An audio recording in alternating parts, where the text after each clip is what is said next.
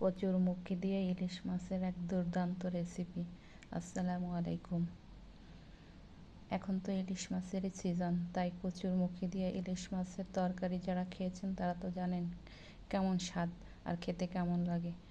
আর যারা খাননি তারা একবার হলে বাসায় ট্রাই করে দেখবেন।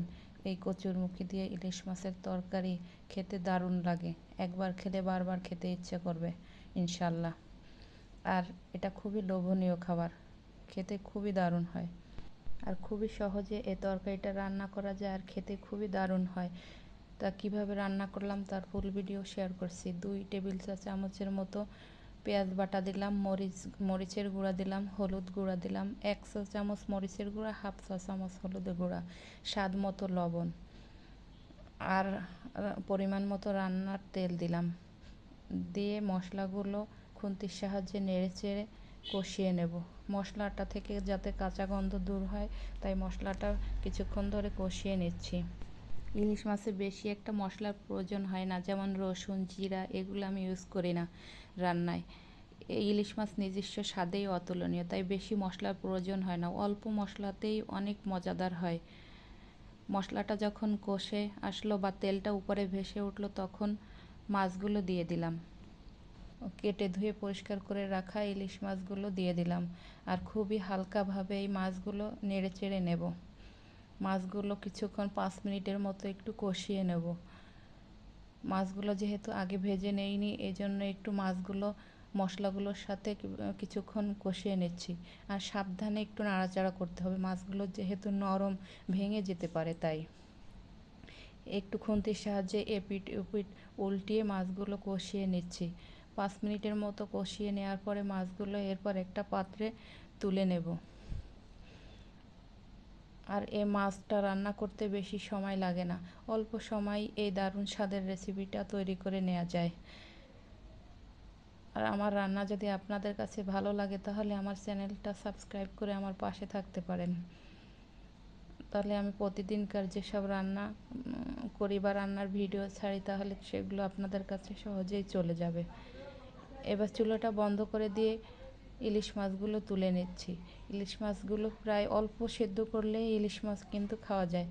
আর এটা অল্প কষিয়ে নিলাম, কিছুক্ষণ 5 মিনিটের মতো কষিয়ে নিয়েছি।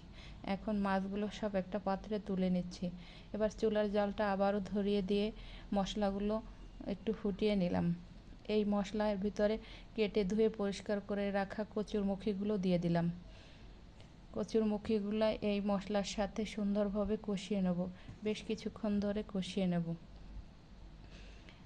ইলিশ মাছের যে ফ্লেভারটা আছে, এই মাছটা যে কষিয়ে নিয়েছিলাম এর ফ্লেভারটা এই মশলার ভিতর ছিল, এটা কচুরমুখীর সাথে সুন্দরভাবেই মিশে যাবে আর খেতেও দারুণ হয়।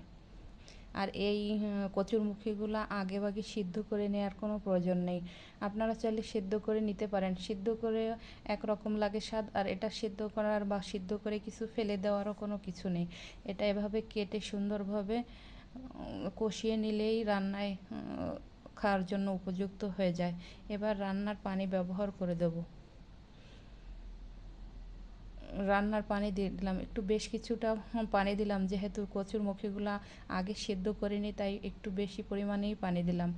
যখন কচুরমুখীগুলো একটু নরম হয়ে আসবে, 90% সিদ্ধ হয়ে আসবে, তখন এবার ইলিশ মাছগুলো কচুরমুখীর ভিতর বা তরকারির ভিতর অ্যাড করে দেব।